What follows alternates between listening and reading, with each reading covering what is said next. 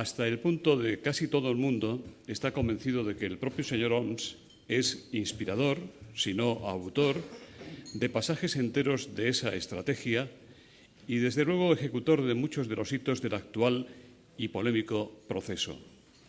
Todos destacan su proximidad y la relación de confianza inalterable entre él y el presidente Mas.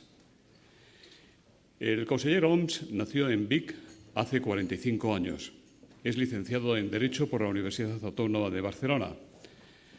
Antes de su doble responsabilidad actual, el señor Homs fue secretario general de la Presidencia de la Generalitat de Cataluña y director general de Asuntos Interdepartamentales.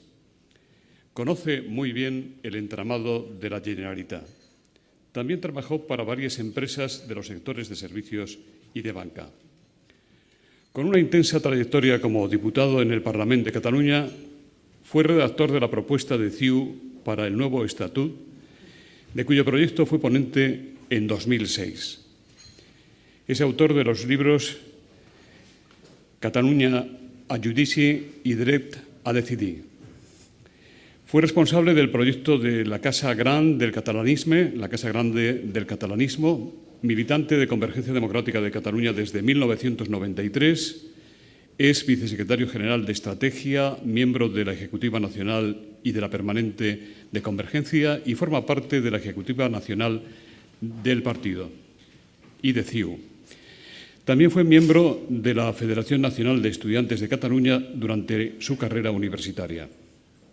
El señor Francesc Homs es un político serio, solvente, aunque no gusten a algunos sus ideas, que defiende de forma inalterable. No hace nunca concesiones a la galería, pero quienes le conocen bien dicen que es persona de trato fácil, próximo y amable. Intencionado siempre en sus análisis y comentarios, es un estratega de plazo largo.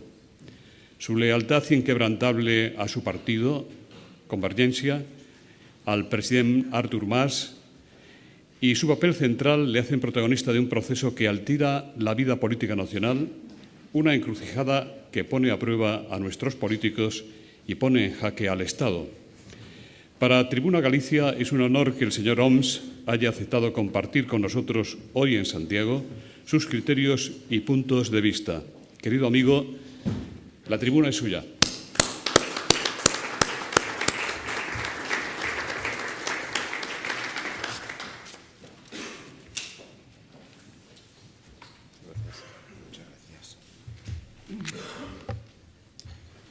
Buenos días, vicepresidente de la Xunta, consejero de Economía e Industria, alcalde, autoridades. José Luis Rodríguez, gracias por la presentación muy amable. Quiero agradecer especialmente su acogida, su atención. Me consta además que hay Consejo de Gobierno hoy y les agradezco particularmente que puedan estar un rato con nosotros o conmigo. Leí el otro día en la prensa que igual yo venía aquí a buscar apoyos, ¿no? Y no les voy a poner en ese compromiso porque esto no es nuestra intención. Evidentemente cualquier apoyo siempre será bien recibido, faltaría más, ¿no? Pero en cualquier caso nosotros tenemos interés y quizás, y ahí empezaría una cierta autocrítica, a veces nos hemos explicado de forma insuficiente, lo hemos intentado en muchas ocasiones, pero nos parece necesario contar, explicar lo que a nuestro modo de ver pasa en Cataluña, lo que estamos haciendo, lo que intentamos hacer, y esto es lo que da sentido en el poder aprovechar fórums, ¿no? Espacios de debate, de explicación, ¿no? De conocimiento mutuo, al fin y al cabo, como el que nos permite Fórum Europa, Tribuna Galicia en este caso, ¿no? Con lo cual a sus patrocinadores también, muchas gracias por la oportunidad, ¿no? Sitúo las cosas así porque creo que en esta exposición inicial, luego en el coloquio, habrá oportunidad de hablar de todo lo que ustedes quieran, ¿no? Y yo sepa contestar, lógicamente. Pero en mi exposición inicial me parece que sería razonable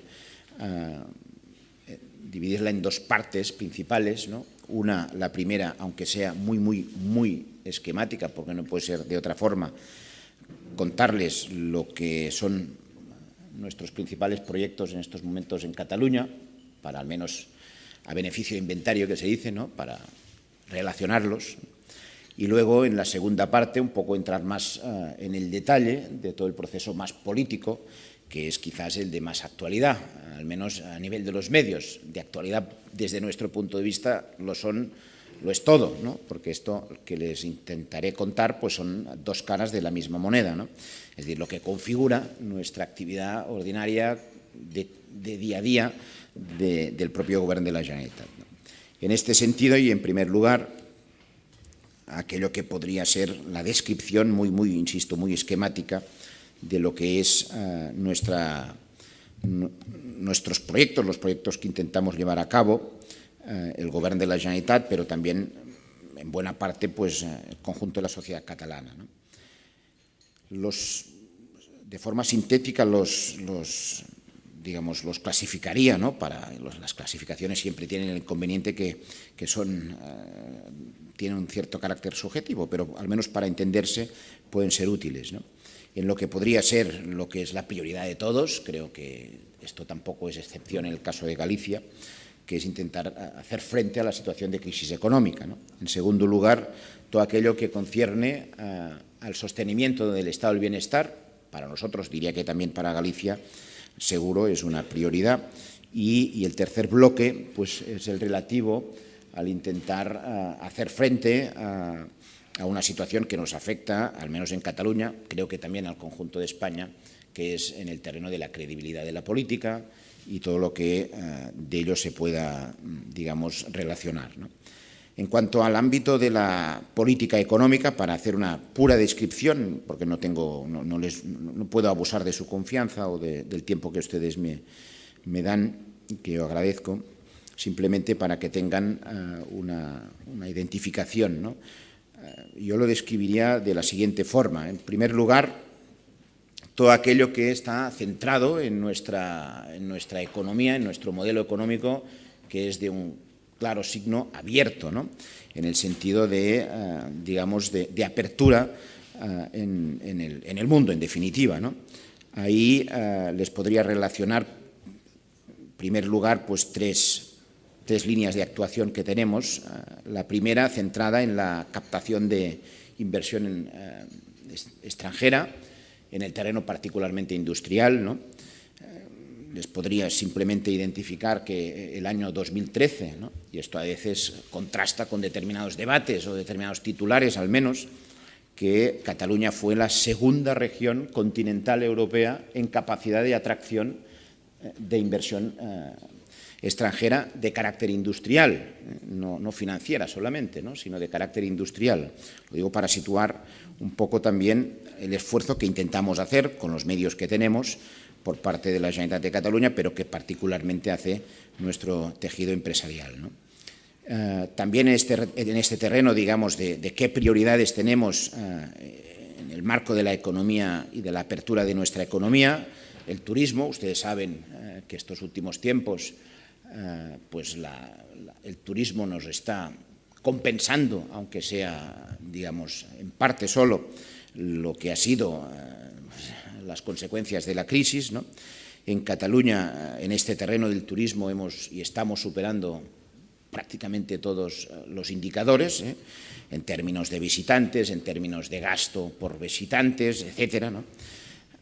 Y la tercera, pues es la relativa a la exportación. También desde este punto de vista, pues cabe destacar, por ejemplo, un dato que es nuevo también de estos últimos tiempos, que es el hecho de que por primera vez las exportaciones fuera de España, por volumen, son más importantes que las que se hace en el resto de España por parte de las empresas catalanas, ¿no? Captación de inversión extranjera, por lo tanto, turismo, esto tiene que ver también con una economía abierta, lógicamente, ¿no?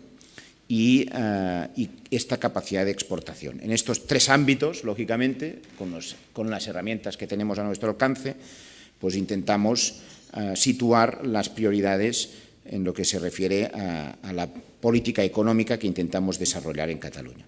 Junto con esto hay, como consecuencia de lo que se ha hecho particularmente en Cataluña esta última década, estos últimos 10 años, todo un desarrollo de centros de investigación, ¿no?, de referencia. Esto, para darles un dato, yo no les voy a cansar en datos, pues supone que en los últimos años hemos sido capaces de captar 865 millones de euros en desarrollo y en investigación de lo que son los fondos europeos, ¿no? Hemos también desarrollado estos últimos 2 años una estrategia en el terreno del desarrollo, de la investigación, de la innovación, junto con 2 partners que nos está dando buen resultado, relativamente buen resultado, que es el estado de Massachusetts en Estados Unidos y en este caso el estado de Israel. Y hemos, digamos, alcanzado alianzas que nos están dando unos resultados, pues creo que interesantes, porque esto nos permite, pues, situarnos en el ámbito del desarrollo, de la investigación, en un terreno, pues, de los más avanzados en estos momentos de lo que puede ofrecer Europa actualmente, ¿no? También, y esto está más directamente relacionado con la capacidad de actuación que tiene el Govern de la Generalitat, todo un proceso de simplificación normativa. Es verdad que no hemos podido desarrollar políticas inversoras, luego haré una referencia, desde el punto de vista económico, presupuestario, esto es muy evidente, pero sí que ha estado a nuestro alcance y lo hemos intentado y lo vamos haciendo, aunque los efectos, esto tiene también digamos, una traslación en el tiempo que no es la más rápida que nosotros nos gustaría, pero hemos hecho todo un proceso de simplificación normativa.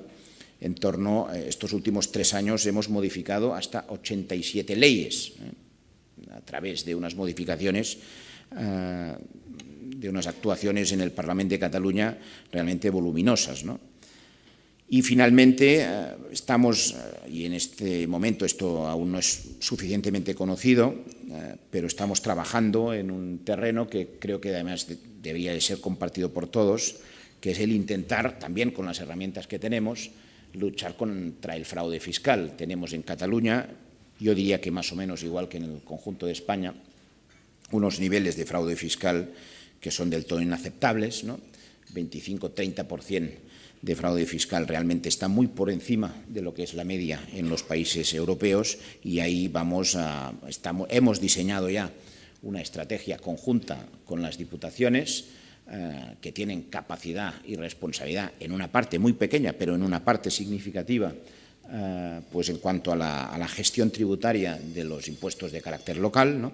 Aquello que está a nuestro alcance desde la Generalitat, y así conjuntamente vamos a intentar hacer una política de actuación y de lucha contra el fraude fiscal. De hecho, de promover buenas prácticas tributarias. Hemos introducido en este terreno, pues, modificaciones, luego si quieren les puedo contar con más detalle, en la ley que acompaña los presupuestos y que entró en vigor este mes de enero de 2014, ¿no? El otro gran capítulo es todo aquello relativo a la sostenibilidad del estado del bienestar. Nosotros pensamos, creo que como tanta otra gente, ¿no?, que es verdad que esto de recortar, y seguro que aquí los representantes del Gobierno de la Xunta de Galicia también lo saben y lo habrán comprobado, no es precisamente una cosa que genere simpatías entre la población, y me parece que es muy lógico además, ¿no? Pero somos de los que pensamos, y de esto estamos muy convencidos, que una auténtica política de solidaridad tiene que incluir también algo que a veces es poco perceptible en nuestro día a día, que es la solidaridad entre generaciones. Y gastar un dinero que tú no tienes en un momento concreto y dejar para los que vienen después una administración llena de deudas, pues no es precisamente una acción solidaria con el conjunto, con aquellos a los cuales también de alguna forma u otra debes tener en cuenta en tu actuación. Esto explica en buena parte, pues, la necesidad, obviamente al lado de las herencias, ¿no?, la necesidad de ajustar, de recortar, díganlo ustedes como quieran, pues lo que son el gasto público, los presupuestos públicos, con el objetivo precisamente de hacer sostenible el estado del bienestar, que de hecho es algo de lo más preciado que tenemos y que podemos compartir conjuntamente, ¿no? Ahí, fíjense ustedes, los datos son notables, ¿no? Una reducción del déficit en 3 años del 65%, una reducción del gasto en estos 3 años del 20%. Hemos incrementado todos los impuestos. Yo creo que no hay en España ninguna otra comunidad que tenga una presión fiscal tan alta como en Cataluña, ¿no? Todos, no hay ningún impuesto que no esté con los tipos lo más alto. Esto es así, no por placer, se lo pueden imaginar ustedes, ¿no? Incluso esta misma semana pues hemos aprobado un proyecto de ley en el Gobierno de la Generalitat que no solo estamos y tenemos los tipos arriba de todo, sino que es que además estamos aprobando, estamos tomando decisiones sobre nuevos impuestos. Esta semana 3, en el ámbito del medio ambiente, ¿no? Fiscalidad la más alta que hay, esto es evidente, ¿no? Con lo cual centrados en buscar ingresos, no solo en recortar gasto. Hemos parado estos 3 años prácticamente la totalidad de las inversiones en infraestructuras públicas. Esto está así. En estos momentos esto se viene compensando un poco, solo un poco, con inversiones privadas, como es el caso de una inversión, por ponerles un ejemplo, en el puerto de Barcelona, que hace una empresa que se llama Hutchinson por 500 millones de euros, que no es una inversión menor, pero es privada al 100%. Hemos hecho y estamos haciendo en este terreno de hacer sostenible el estado del bienestar no solo los ajustes por la vía del gasto y por la vía de los ingresos hasta donde podemos, sino también reformas en el ámbito educativo sanitario de los servicios sociales. Luego les podría referenciar, teniendo en cuenta una situación en Cataluña que obviamente no podemos dejar de atender, ¿no? Que es alrededor de 1 millón y medio de personas pues que en estos últimos años proceden de los movimientos o las oleadas migratorias. Y esto obviamente tiene un impacto, como ustedes se pueden imaginar, pues en la prestación de los servicios públicos que debemos de atender, ¿no?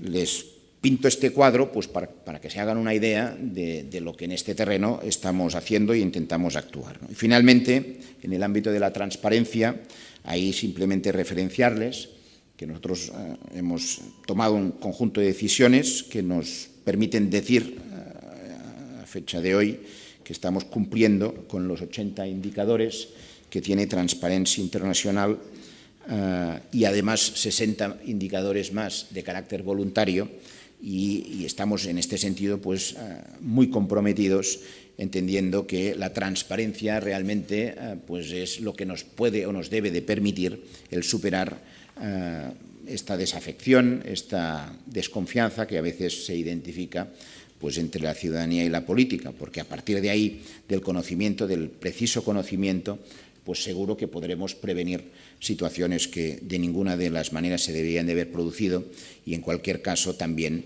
la información, la transparencia ayuda a entender tantas y tantas decisiones que se tienen que tomar en tantos momentos y particularmente en el actual.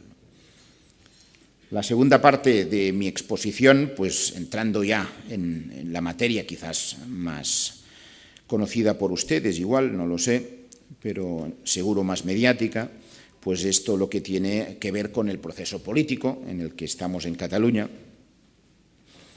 Saben ustedes que tenemos la propuesta formulada por el acuerdo de distintos grupos parlamentarios y partidos políticos de hacer una consulta el próximo 9 de noviembre de 2014.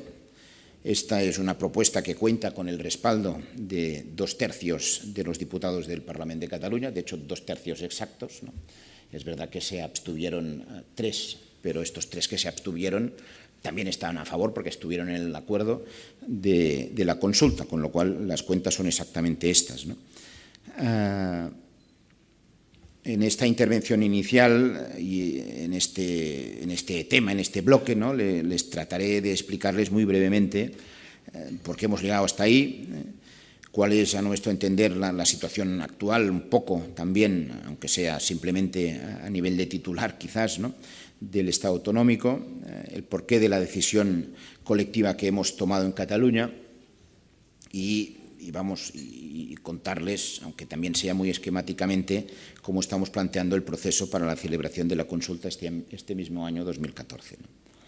Es de sobra conocido que desde la transición todos los partidos políticos catalanes hemos trabajado para conseguir el mayor autogobierno posible y al mismo tiempo buscar un encaje viable dentro del Estado español. Así lo hemos planteado, ¿no? De hecho, esta ha sido la aspiración y uno de los objetivos del catalanismo político, de lo que se conoce como catalanismo político a lo largo de los últimos 125 años, de hecho, ¿no? Autogobierno e implicación en la regeneración de España para ayudar a convertirlo en un Estado moderno y democrático. Ayudar simplemente en este terreno y, evidentemente, esta reivindicación constante de autogobierno. Creo que no les estoy diciendo nada que ustedes no conozcan en este sentido, ¿no? La historia, por lo tanto, nos demuestra que los anhelos de Cataluña o los planteamientos de Cataluña tienen una larga trayectoria, una reivindicación que se ha venido manteniendo invariable, incluso a pesar de un notable cambio demográfico que se ha producido en estos más de 100 años, ¿no? Cataluña ha pasado de poco más de 2 millones de personas a principios del siglo XX a los 7,5 que tenemos en la actualidad, ¿no? Por cierto, una mirada histórica también nos sirve para constatar, desde nuestro punto de vista, digo, desgraciadamente, que en 100 años a veces la mentalidad con la que topamos, en algunos casos, pues nos da la sensación que no ha cambiado demasiado o no ha cambiado nada, ¿no? Y que algunas posiciones de hace 100 años tienen hoy, en algunos ámbitos, pues el mismo fondo de recelo, a nuestro parecer absurdo, pues que se vienen manteniendo, ¿no? Les voy a poner un ejemplo que en este sentido me parece ilustrativo, ¿no? Está en un libro de Borja de Riquer, publicado recientemente, que explica las relaciones entre el rey Alfonso XIII y el político catalán Francesc Cambó, que era un político, si ustedes lo saben, pues me disculparán, más bien conservador, ¿no? Que estableció una muy buena relación hasta quizás el punto que les voy a contar ahora, o la anécdota que les voy a contar ahora, con precisamente el rey Alfonso XIII, ¿no? Este libro sobre Alfonso XIII y el político catalán Cambó, Francesc Cambó, nos sitúa una anécdota curiosa. En el año 1913, hace exactamente poco más de 100 años, ¿no?, Cambó le fue a contar al rey la idea de mancomunar las 4 diputaciones catalanas. De hecho, había en aquel entonces una ley española que permitía que diputaciones, provincias limítrofes mancomunaran los servicios y constituyeran una mancomunidad. Le explicó Cambó al rey este proyecto, ¿no?, y el rey Alfonso XIII, cuenta Borja de Riquer, tras escuchar los argumentos de Cambó, le planteó una cuestión al mismo Cambó que dejó perplejo al político catalanista, ¿no? Dijo el rey: lo comprendo perfectamente, ¿no? Pero, dice el rey, ¿no?, para calmar los recelos que existen, ¿por qué no hacen ustedes una cosa?, le propuso a Cambó.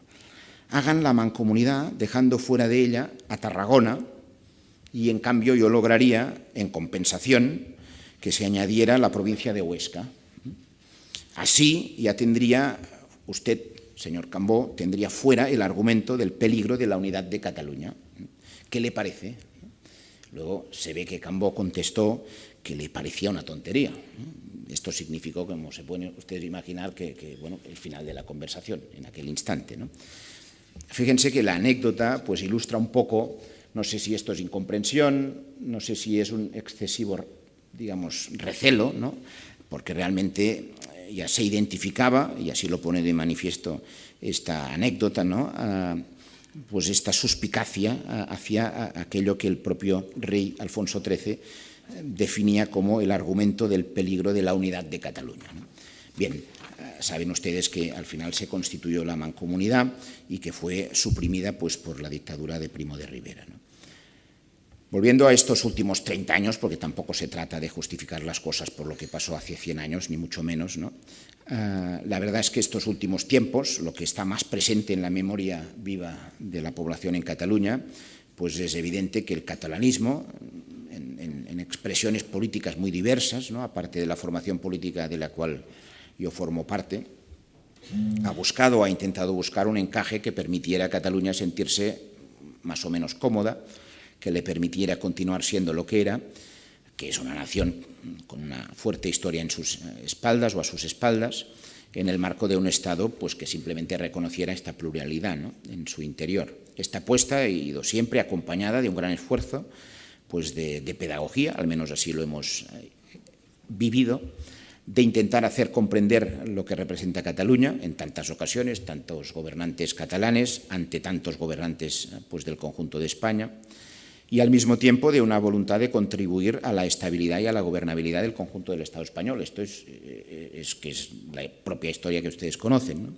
En este sentido, cabe recordar que todos los retos importantes que de hecho ha afrontado España en estos últimos 30 años, yo qué sé, la entrada en la Comunidad Económica Europea, la entrada en el euro, la lucha antiterrorista, ¿no?, y tantas otras cosas, pues han contado siempre con el apoyo y la implicación del catalanismo político. Esto es que es así, es un dato, ¿no? Y particularmente en este caso, pues Convergencia y Unió, ¿no? Y la verdad es que, por sorprendente que parezca, esto no lo puede decir, incluso en algunos aspectos, caso de la lucha antiterrorista, pues ninguno de los dos grandes partidos españoles con la misma rotundidad en el sentido de haber contribuido en cualquier circunstancia a lo que era el interés de Estado, por ejemplo, en esta materia, ¿no? Este ha sido el compromiso del catalanismo político y un poco la reflexión que nosotros nos hacemos es ¿y cuál ha sido la respuesta? Pues tenemos la sensación, y por desgracia, así lo vivimos también, que ha sido, a nuestro entender, muy decepcionante, muy decepcionante. La respuesta del Estado español a lo largo de todas estas décadas no ha sido, a nuestro entender, de lealtad y de comprensión hacia las reivindicaciones catalanas, hacia los sentimientos de buena parte y de buena mayoría de la población de Cataluña y también hacia las instituciones que representan al pueblo de Cataluña. Yo les podría poner muchos ejemplos en este sentido, ¿no? Tampoco creo que sea el momento de hacer aquello que algunos dirían un memorial de agravios, porque no se trata de eso, pero sí que para explicarme, o al menos explicar el por qué hay la sensación que hay en buena parte de la población de Cataluña, creo que este análisis se tiene que tener en consideración, ¿no? Es verdad que, que se podría pensar que no había ninguna obligación, ¿no?, de corresponderse en nada hacia Cataluña. Es verdad, lógicamente, que muchas de las decisiones, por no decir todas, que hemos tomado los partidos políticos catalanes también eran al servicio de nuestro interés, faltaría más. Cuando, por ejemplo, Convergencia y Unió, en mayo del 2010, ante una intervención de facto de las instituciones europeas internacionales, pues obligó al señor Zapatero a tomar una serie de medidas, ¿no?, que ustedes conocen pues, probablemente por el nombre del decretazo en mayo de 2010, ¿no? Ahí estuvo Convergencia y Unió, estando en aquellos tiempos en la oposición. Allí España se jugó el entrar en una situación que realmente era especialmente complicada, ¿no?, muy complicada, y obviamente Convergencia y Unió ayudó a convalidar y dio la mayoría que no tenía el señor Zapatero, cosa que no hicieron otras formaciones políticas, ¿no?, por interés general español y también, lógicamente, por lo que podía tener como consecuencia hacia Cataluña, ¿no? Evidentemente, cuando uno toma estas decisiones lo hace a conciencia, no para que luego le devuelvan el favor, no lo digo en estos términos, ¿no?, pero es verdad que luego cuando entienden ustedes que cuando se hacen y se construyen argumentos de la insolidaridad que viene desde Cataluña o de determinadas fuerzas políticas de Cataluña, pues realmente, al menos déjenmelo decir así, esto resulta sorprendente, ¿no? En fin, para explicar un poco, al menos, intentar argumentar, no digo que se tenga que estar de acuerdo en todo esto, pero el por qué hay un poco la sensación que hay en Cataluña, o buena parte de ella, ¿no? También tengo la sensación, o tenemos la sensación, que estas deslealtades no solo afectan a Cataluña. yo diría que es así, que afectan más allá de Cataluña, también a otras comunidades autónomas, ¿no? La realidad, al menos esta es la impresión que tenemos, es que después de 3 décadas de democracia, cada vez son más las voces que consideran fracasado el Estado autonómico.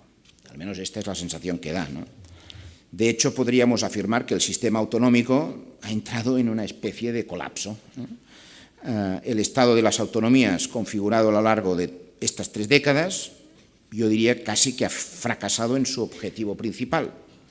Lo que debía de ser la posibilidad de encajar las nacionalidades históricas dentro de un nuevo Estado democrático de carácter plurinacional y, además, desarrollar pues, todo un conjunto de políticas y de modelo territorial que facilitase pues, las políticas de proximidad, pues ha terminado siendo un modelo de vocación simétrica y, además, homogénea y, además, que genera insatisfacción por todas partes, ¿no?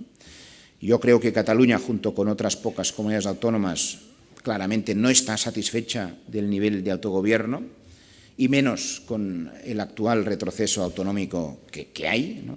Y al mismo tiempo, tanto el Estado, por una parte, o determinadas instituciones del Estado, como desde algunas comunidades autónomas, se piensa que se ha ido demasiado lejos. Esta convicción yo también la he contrastado, ¿no? Muchas comunidades se dan cuenta de que en realidad no querían el nivel competencial que han asumido.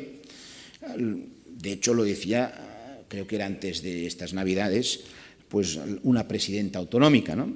Que decía que dijo textualmente, fue un error en su día transferir las competencias educativas desde el Estado a las comunidades autónomas. Es muy legítimo el análisis, es muy correcto desde su punto de vista, pero claro, esto demuestra una clara insatisfacción en este sentido por argumentos distintos a los nuestros, ¿no? Pero en cualquier caso, lo que esto pone de manifiesto es que, visto un poco en su conjunto, el Estado de las autonomías pues realmente está en una situación de crisis, indudablemente, ¿no? Y ahora tenemos la sensación, y creo que esto se puede argumentar con datos precisos, ¿no?, que estamos avanzando hacia un modelo de Estado centralizado y uniforme, y esto sería legítimo para quien lo propusiera de forma transparente, pero resulta que se hace por la puerta trasera, ¿no?, sin el debate necesario, porque hay, de hecho, si ustedes repasan bastantes leyes de las que se están aprobando, una auténtica, digamos, reforma encubierta de la Constitución, sin el debate transparente, ¿no?, y obviamente, a mi modo de ver las cosas, pues al margen de lo que es la distribución competencial que hace la Constitución. Les podría poner muchos ejemplos, si quieren ustedes, luego en el coloquio, ¿no? Bien, en este sentido, nosotros, Cataluña, en su conjunto, ha buscado siempre y de forma ininterrumpida, desde el año 77, año en que se restableció la Generalitat, ¿no?, la posibilidad de desarrollar el autogobierno en el seno del Estado español. Es en este recorrido imprescindible, digamos, tener presente lo que ha representado el proceso del Estatut, aprobado en 2006, en referéndum, después de una negociación que no fue fácil en la perspectiva catalana, que incluyó también en la perspectiva catalana renuncias importantes. Y yo soy de una formación política y antes se ha comentado, participé activamente en la negociación del Estatut y la verdad es que nos costó quedarnos en la oposición. En buena parte se explica que después de haber pactado el Estatuto con el señor Zapatero, aún habiendo ganado el referéndum, nosotros esto no nos dio ni un voto de más y nos quedamos otra vez en la oposición, porque una parte importante de nuestro electorado consideró que el pacto más Zapatero, así se conoció, ¿no?, fue un exceso de renuncias pues, por nuestra parte, ¿no? Pero lo hicimos, ¿no?, y luego lo defendimos. Yo incluso antes se ha hecho la cita, pues publiqué un libro en 2008, y permítanme esta referencia más personal, pues donde lo que de hecho defendía pues era precisamente aquello que habíamos pactado y que tenía sentido pues intentar desarrollar. Vino luego en 2010 y de ahí vienen, digamos, los principales problemas que tenemos y retos que tenemos ahora, pues la sentencia contra el Estatut, ¿no? a nuestro modo de ver, pues realmente esta es una sentencia que fue un error monumental, un acto, digámoslo así, de fuerza innecesario, creo que irresponsable y sin lugar a dudas el gran causante de la situación actual. Se puso descarnadamente de manifiesto que no existía ninguna voluntad o ninguna posibilidad de hacer evolucionar el pacto constitucional. No la había. Y en este sentido, pues esto ha tenido como consecuencia este fallo, la consecuencia de este fallo, pues ha hecho que Cataluña, una parte muy mayoritaria, tomara conciencia. Voy terminando, ¿no? Hay muchas preguntas, caray. Muy bien. Mejor, ¿no? Pues voy terminando. Haya habido pues un cambio de conciencia de que la vía seguida hasta el momento pues no daba más de sí, ¿eh? Y esto explica un poco la situación donde estamos en estos momentos. Voy pasando páginas, ¿no? En fin,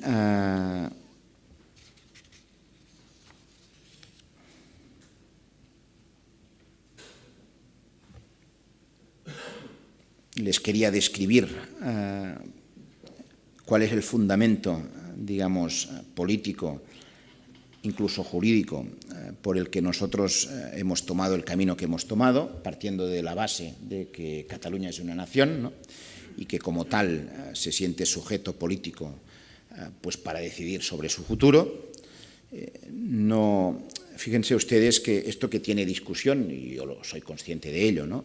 En el conjunto de la política española, en Cataluña la primera ley, porque creo que es un dato no menor, ¿no? O al menos que tiene su valor, la primera ley que aprobó el Parlament de Cataluña después de la dictadura de Franco, ¿no? Después del restablecimiento de la democracia, la primera ley fue una ley que definía precisamente Cataluña como nación. Es una ley que tiene un carácter evidentemente simbólico, ¿no? Y definía Cataluña como nación, o define esta ley porque está en vigor, Cataluña como nación, ¿no?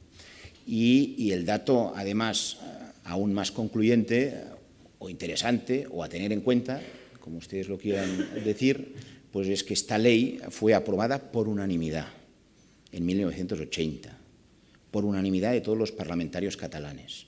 Cataluña es una nación, por unanimidad. En aquel entonces, en el Parlamento de Cataluña, pues había representantes de la UCD, había representantes de la Alianza Popular, había representantes incluso de un partido que luego desapareció, que se llamaba Partido Andalucista de Cataluña, ¿no? Había representantes de Convergencia, había representantes de Unió, había representantes del Partido Socialista, había representantes pues, de los comunistas, etcétera, etcétera, etcétera, ¿no? Y fue aprobada por unanimidad. Lo digo porque ya sé que esto es discutido, pero en cualquier caso, desde el punto de vista de Cataluña, el hecho de que es una nación, pues bueno, ahí está esto desde 1980 y lógicamente si Cataluña es una nación, algo tiene que poder decidir por ella misma como sujeto político, como sujeto soberano, pues para decidir sobre su futuro. Sobre esta base se ha construido como alternativa a la imposibilidad de desarrollar nuestro autogobierno en el marco de la Constitución como consecuencia de la sentencia del Tribunal Constitucional, pues hemos desarrollado este planteamiento que hacemos, que consiste en decir, bueno, ante esta situación, en la medida que dentro de Cataluña hay gente que ve, parece ser una mayoría, las cosas de una manera, hay gente que ve las cosas de otra, que parece que no es tan mayoría, pero como el debate está ahí, como que estas cosas razonablemente deben de discutirse y luego al final resolverse por medio de una votación, lo que tenemos planteado es lo que ustedes conocen y que es de más actualidad, que es el poder hacer una consulta y decidir de forma ya más definitiva cuál es el camino que se coge, ¿no? Bueno, ahí está un poco la explicación, yo ya voy terminando, la explicación pues, del planteamiento que tenemos, del por qué hemos llegado a esta situación y un poco cómo queremos en este sentido enfocarlo y sobre de qué bases. Como se me insiste en esto de que hay muchas preguntas, pues me parece que a partir del coloquio igual podré, digamos, precisar muchas más cosas. Muchas gracias por su amable atención.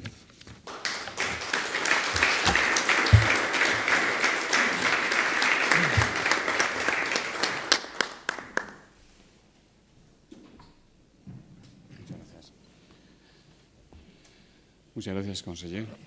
El vicepresidente y el consejero de Economía tienen que abandonarnos para asistir a la reunión del Consejo de Gobierno de la Xunta.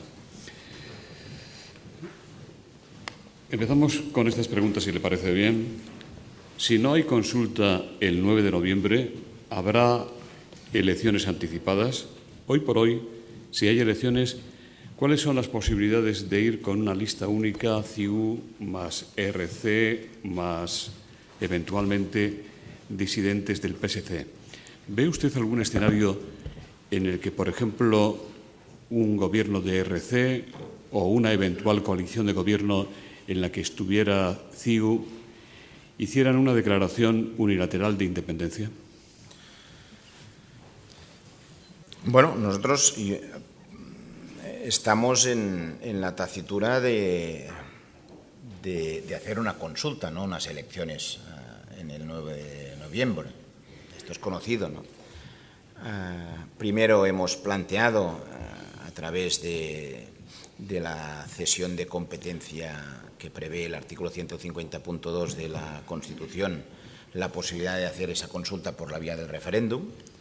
Esto parece ser pues, que tiene una negativa por parte del Gobierno español y también por parte del principal partido de la oposición, el Partido Socialista Obrero Español. Esto se votará en las próximas semanas en el Congreso de los Diputados.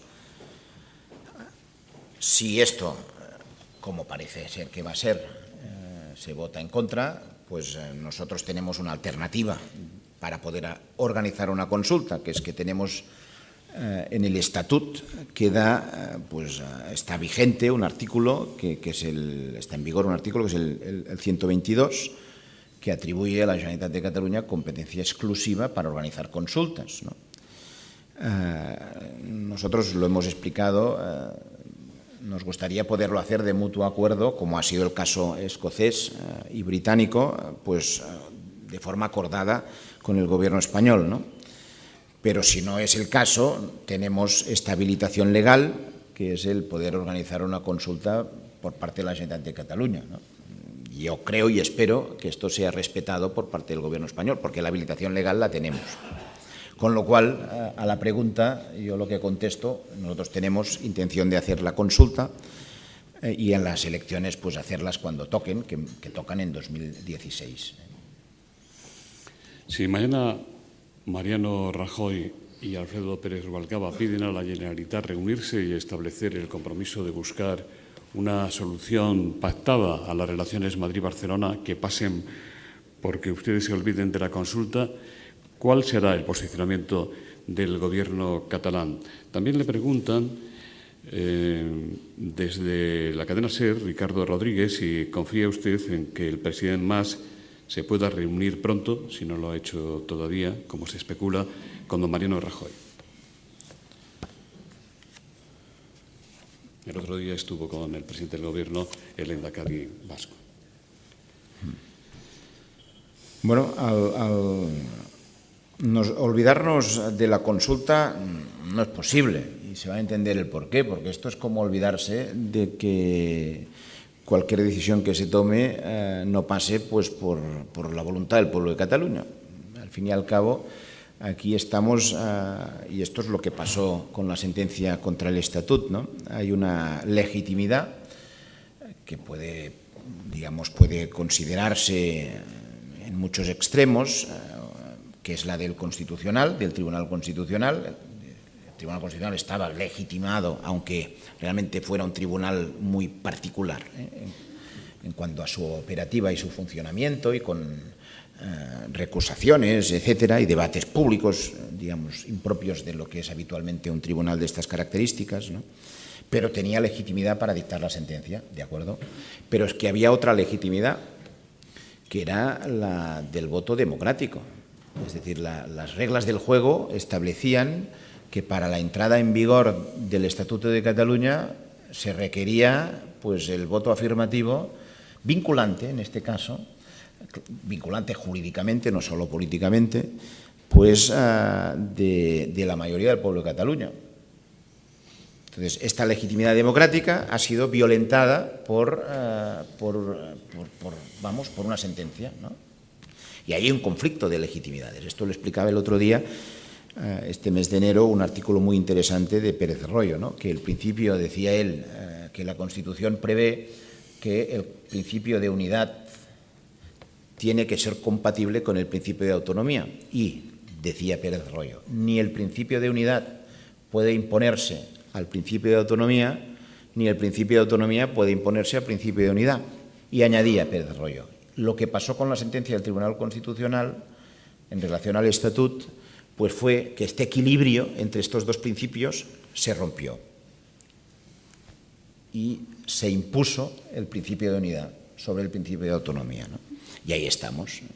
Cuando las cosas han sido y han pasado de esta manera, pensar que esto se puede resolver prescindiendo de la votación del pueblo, en este caso de Cataluña, pues digamos, es no saber, al menos en la perspectiva catalana, lo que los políticos catalanes estamos gestionando. Es decir, no hay en este sentido pues posibilidad de olvidarse de la consulta, y menos en un contexto democrático, ¿no? No hay prevista ninguna reunión, ya nos gustaría. Me lo preguntan cada día, intento contestarlo cada día y es lo que tenemos. ¿De quién depende, señor Homs? ¿De quién depende que la haya? Bueno, si la condición pues, para que haya una reunión es no hablar de lo que está planteado, pues de quien pone esta condición, diría, vamos, porque nosotros no ponemos ninguna condición para hablar. Lo que no vamos es a hablar del tiempo, ¿no? ¿Verdad? Ni del fútbol, porque esto es materia, digamos, no para los gobernantes, sino para los demás. Los gobernantes tienen que hablar de lo que está encima de la mesa y decir, yo no quiero recibir al señor Mas porque no quiero hablar de la consulta, que es lo que nos dice el señor Rajoy, ¿no? Porque de la consulta ni tan siquiera se puede hablar, pero oiga, ¿no está esto encima de la mesa? Puede no gustar, pero las cosas que están encima de la mesa, los políticos y los gobernantes tienen que abordarlas, ¿no? Bueno, bien, pues yo mi teoría, nuestra impresión es que esta posición, como que no es sostenible en el tiempo, madurará. Veremos.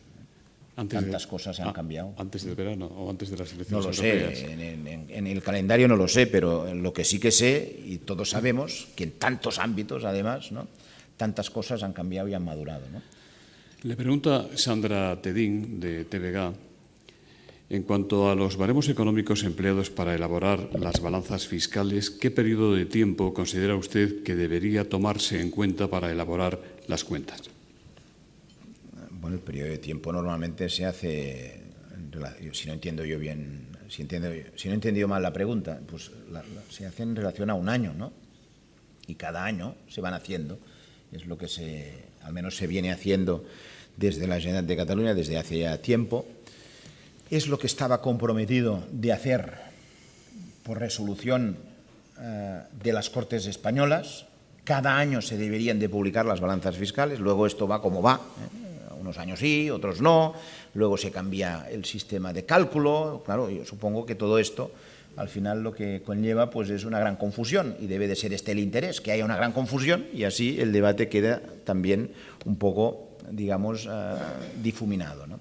Pero yo me imagino que cada año, al menos esto en los estados compuestos, ¿no?, cada año de una forma regular, con un método, digamos, avalado por los técnicos y que no puede quizás ser solo uno.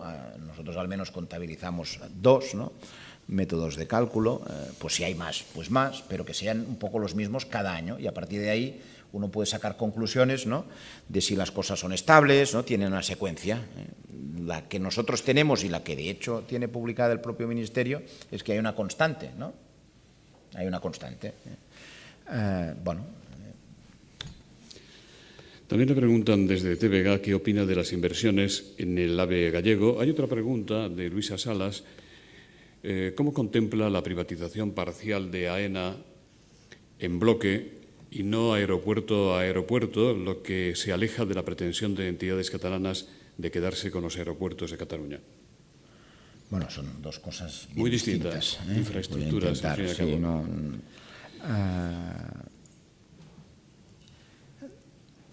En el debate territorial, a veces todos, yo también, todos los políticos decimos cosas que, sacadas de contexto o no, al final llegan, digamos, como una expresión que genera, ¿cómo les voy a decir? Que genera pues incomprensión, digámoslo así, para todas partes, porque si ustedes hacen una lista de todas las declaraciones públicas de estos últimos, no sé, meses o años, pues habrá de todas, de todos los colores y de todos los sentidos, ¿no? Y yo la única reflexión que hago en relación a la que es la que también hago en Cataluña, por cierto, ¿no? Que es que creo, sinceramente, y más en una época de crisis económica, que las inversiones tienen que responder a un criterio de rentabilidad. Yo creo que esto es razonable plantearlo así. Y lo dice el portavoz de un gobierno donde se han parado todas las inversiones. Es decir, nosotros en Cataluña teníamos en marcha, cuando llegamos en el gobierno, las dos principales inversiones que teníamos en marcha en Cataluña. Una afecta al regadío y la otra era una línea de metro que nos debía de permitir. El enfrentamiento entre el Partido Popular y CiU sobre la cuestión soberanista no les está sirviendo a unos y a otros para desviar la atención sobre la coincidencia de ambas formaciones a la hora de aplicar políticas de recortes. No, vamos, yo parto de la presunción de bondad en el hacer las cosas, no de maldad, ¿no? Todo esto no es un invento pues para desviar la atención de nada, ¿eh? A partir de ahí cada cual puede hacer las interpretaciones a su antojo, faltaría más, y todas serán además legítimas y correctas, cada uno desde su punto de vista, ¿no? Nosotros no hemos disimulado en ningún momento la realidad que tenemos y que hacemos frente. Yo cada martes, que es el día que hacemos las ruedas de prensa posteriores a la reunión del Consejo Ejecutivo catalán, pues aparte del tema, que es el más mediático a nivel español y también catalán, pues hacemos frente y explicamos y contamos a través de los periodistas presentes pues cuál es la situación en este ámbito. César Parrilla le pregunta, desde la perspectiva de la Generalitat, ¿cuáles son las aspiraciones mínimas, las condiciones para la reforma del Senado que ahora socialistas y populares parecen querer relanzar?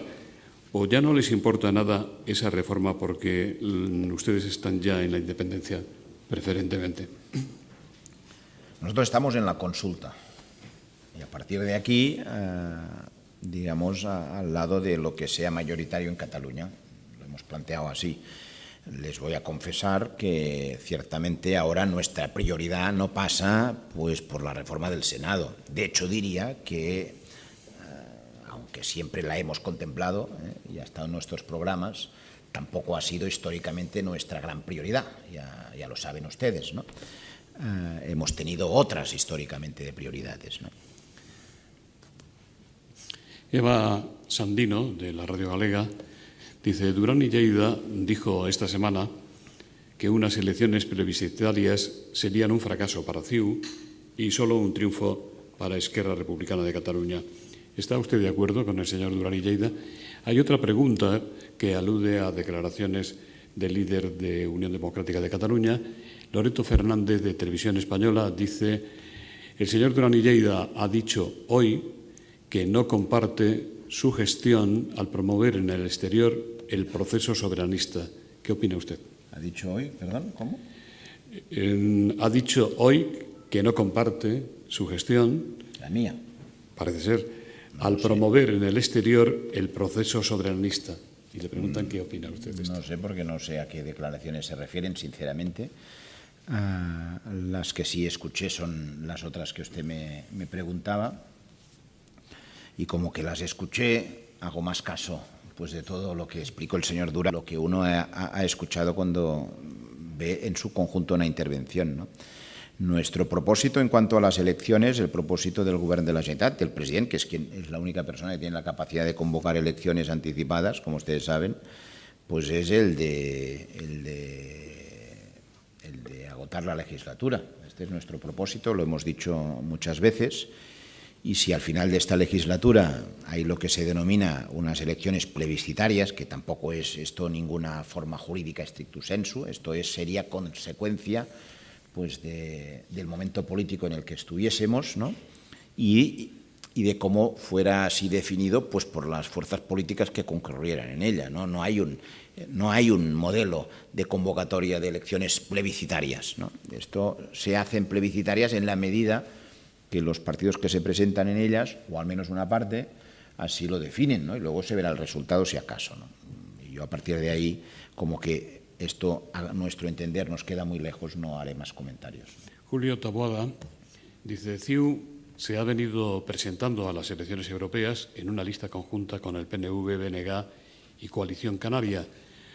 ¿Por qué esta vez el BNG no estará en la coalición y por qué ha preferido ir con ERC?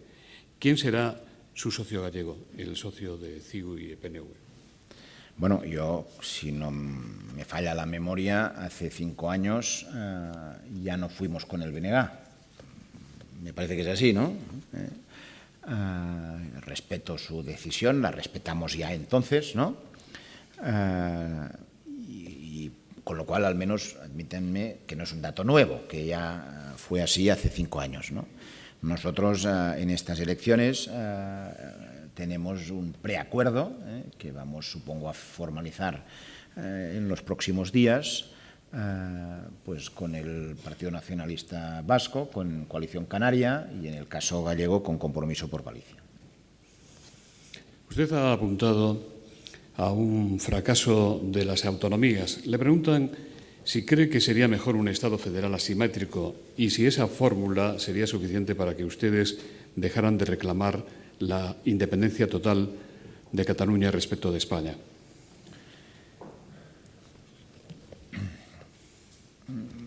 Nadie hace esta propuesta en el sistema político español, ¿no? ¿Y si la hicieran?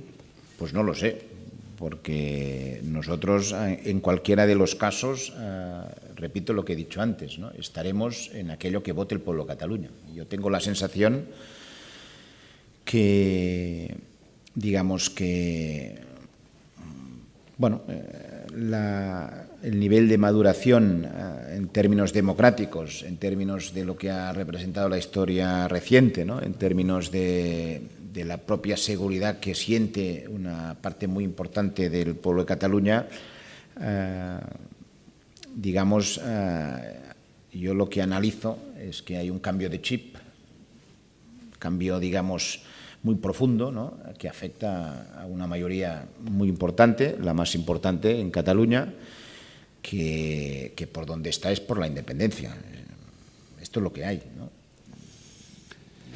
Bueno, y al final, pues si además vemos un poco lo que ha pasado en otros casos a lo largo del siglo XX, pues yo creo que hay situaciones donde se puede, digamos, construir mejor una relación desde la independencia que no desde una situación de dependencia. A veces pues, esto pasa en la vida incluso, ¿no? En muchos ámbitos, también en las relaciones entre países y entre naciones, ¿no? Porque luego las suspicacias, ¿sabe?, se acaban y las desconfianzas también. Y como que las relaciones se construirían desde la más de las absolutas libertades, pues seguro que incluso yo tengo la teoría de que iríamos mejor. Le preguntan también, señorón, si no cree usted que la independencia de Cataluña la deberíamos votar todos los españoles, si podría ser al mismo tiempo que la consulta en Cataluña o solo si hay que reformar la Constitución como consecuencia de un doble sí a la consulta. Yo antes lo he comentado o lo he explicado, ¿no? Si Cataluña es una nación, que es lo que entendemos y lo que hemos definido, pues tiene que tomar por ella misma las decisiones sobre su futuro, ¿no? A partir de ahí, una vez tomada la decisión, si fuera el caso, esto se tiene que poder comprobar, se tiene que poder ver, ¿no? Y solo lo sabremos el día que se pueda votar, de forma, digamos, contrastable, y por eso hemos planteado y queremos hacer y vamos a hacer esta consulta, pues a partir de ahí, sobre aquello que es la decisión de un pueblo, luego, digamos, la manera puede ser negociable, pero no la decisión. ¿Me explico? Es decir, vamos, esto es lo que... Si uno toma la decisión de independizarse, pues está tomada. Luego se puede mirar de encauzarla en un marco de diálogo. Yo creo que esto es digamos, sería lo correcto, ¿no? Así se lo han propuesto, por ejemplo, y lo ha aceptado además el gobierno británico en relación a Escocia, ¿no? Si sale Escocia el sí, pues el gobierno británico y los escoceses están dispuestos a los meses siguientes pues a negociar cómo se hará efectivo este sí, es decir, la independencia, pero no se va a cuestionar el resultado es la decisión que se habrá tomado, ¿no? Algunos medios señalan que existe un frente común de empresarios nacionales y extranjeros contra la independencia de Cataluña. El presidente de la COE, que hasta ahora ha sido ambiguo al respecto, ha dicho recientemente que la secesión sería un destrozo importante de las relaciones humanas y ha asegurado que la mayoría de los catalanes no nos queremos ir ni nos vamos a ir.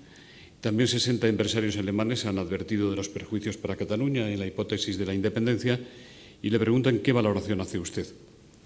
Pues mire, yo lo que puedo constatar es lo que seguro estaríamos todos de acuerdo, que lo que en estos momentos en Cataluña, en España, en Europa, produce destrozos importantes en las relaciones humanas es la crisis. La crisis. El querer trabajar y no poder hacerlo.